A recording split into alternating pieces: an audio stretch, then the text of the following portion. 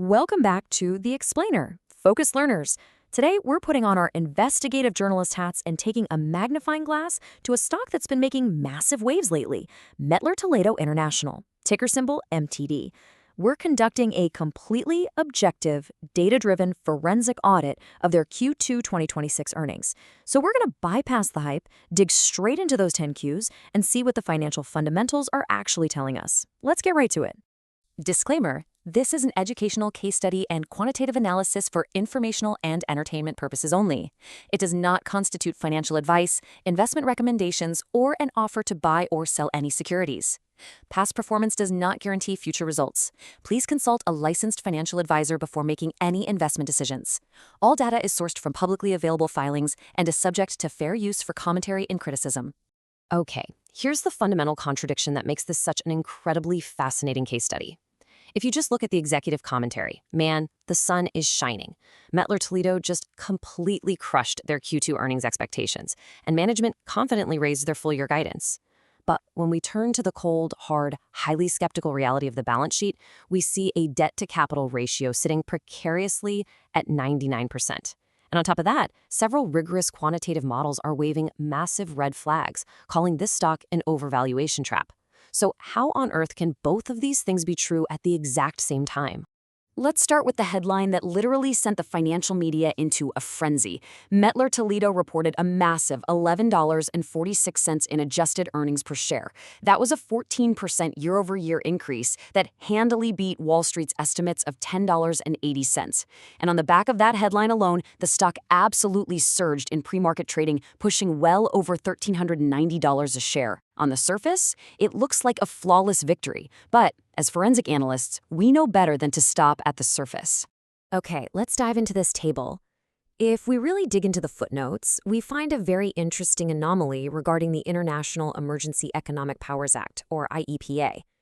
Basically, Mettler-Toledo received a one-time $52 million gross tariff refund that directly hit their cost of sales. Now, they did have to refund $28 million of that to customers, which, by the way, actually reduced reported net sales by 3%, but the net result was an artificial, completely non-operational boost of 92 cents to their reported EPS. This wasn't driven by them magically selling more scales or lab equipment. It was literally an accounting benefit from the government. Once we strip that away, well, the picture starts to change. Section 1, the valuation gauntlet, stripping away the noise to find intrinsic value. When we run MTD through our 21 model valuation gauntlet, things get pretty steep. Discounted cash flow and unlevered free cash flow models suggest a much, much lower intrinsic value than the current trading price. Now, yes, the company generates a robust $405 million in actual free cash flow, but standard comparables like the trailing PE of 32.36 and a PEG ratio of 2.93 indicate that investors are paying a massive premium. That PEG ratio of nearly 3 is exceptionally steep for a company growing local currency sales at only around 6%. Even when we factor in real options for future pipeline research and development, the models are highlighting a very high price for growth that is likely already fully priced in. And this brilliantly illustrates the staggering disconnect between market sentiment and asset-based valuation. Over on the market side, investors are happily paying over $1,390 a share. But looking at the cold asset reality, the book value per share, and essentially the net asset value or fire sale liquidation value of their hard assets, is just 64 cents. Think about that for a second. This means the margin of safety based on hard assets is virtually non-existent. You are paying entirely for future cash flows and intangible brand power. Section 2.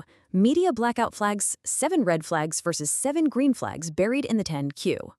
Now, what's really interesting about this slide is the hidden red flags. We're looking at a staggering 99% debt-to-capital ratio. That leaves literally zero room for balance sheet errors. We also see a negative 23.5% return on tangible equity, incredibly sluggish 1% organic growth in the Americas, a soft product inspection segment, that 92-cent tariff optical illusion we talked about, algorithmic overvaluation flags from tools like Investing Pro, and a relative strength index that is firmly in overbought territory. Mainstream financial media completely ignores these metrics because, frankly, analyzing balance sheet liquidity constraints and one-time accounting anomalies is simply too complex for a quick television soundbite. But we have to be impartial here and balance the scales. The 10Q also reveals 7 incredibly strong green flags.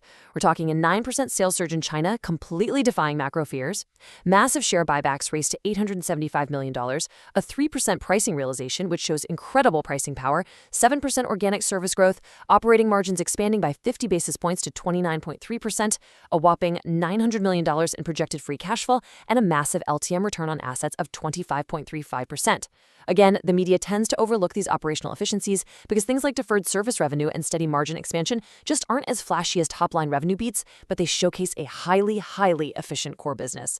Section 3. Legendary Investors Reality Check. Would Graham, Lynch, or Buffett actually buy MTD today? Let's see how the greatest analytical minds would view this exact fundamental data. First up is the father of value investing himself, Benjamin Graham. He demands a strict margin of safety. If we calculate the Graham number, which is the square root of 22.5 times earnings per share times book value, MD's intrinsic value falls drastically short of its trading price. It sits nowhere near its net current asset value. With a PE over 32, Graham's models trigger an immediate, decisive hard pass. The asset-based safety net that he absolutely requires is just virtually non-existent here. Next up, Peter Lynch. Now, Lynch loves a great growth story, but his Lynch fair value formula dictates that the PE should roughly equal the growth rate plus the dividend yield.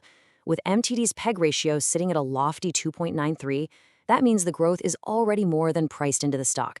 From Lynch's perspective, his verdict is simply too expensive. Finally, Warren Buffett. Buffett looks for a wide moat, a return on invested capital consistently about 15%, and strong owner's earnings, which is just net income plus depreciation and amortization minus maintenance capital expenditures. MT's massive free cash flow and 25% ROA fit his bill perfectly. So the crucial point is he would absolutely adore the cash generation and share buybacks. But when checking the net debt to EBITDA, that 99% debt to capital ratio would definitely trigger his conservative instincts, making his final verdict decidedly mixed. Section 4. Moat and Synthesis. The final verdict on Mettler-Toledo. So pulling all these models and flags into a cohesive conclusion. Based on the average of all 21 models in our gauntlet, MTD is definitively overvalued. However, that premium valuation is uniquely supported by incredible free cash flow and a phenomenally efficient core business. Defining their economic moat, specifically through Morningstar's 5 sources, focusing on intangibles and switching costs, we see it is undeniably wide and expanding over the next 3 years. Once a highly regulated biopharma or semiconductor lab installs Mettler-Toledo's precision equipment and fully integrates the proprietary LabX software, the cost and operational headache of switching to a competitor is just way too high. Their massive installed base creates an efficient scale and a beautiful recurring revenue stream of highly profitable service contracts. And that brings us to our final takeaway. Mettler-Toledo is a spectacularly high-quality business, but it's currently trading at an unforgiving, perfection-priced valuation with a highly leveraged balance sheet. The models are pointing one way, but hidden flags suggest a storm. So which side are you on? Use this data, trust the fundamentals, and always, always do your own homework. Thanks for joining this explainer, and keep learning.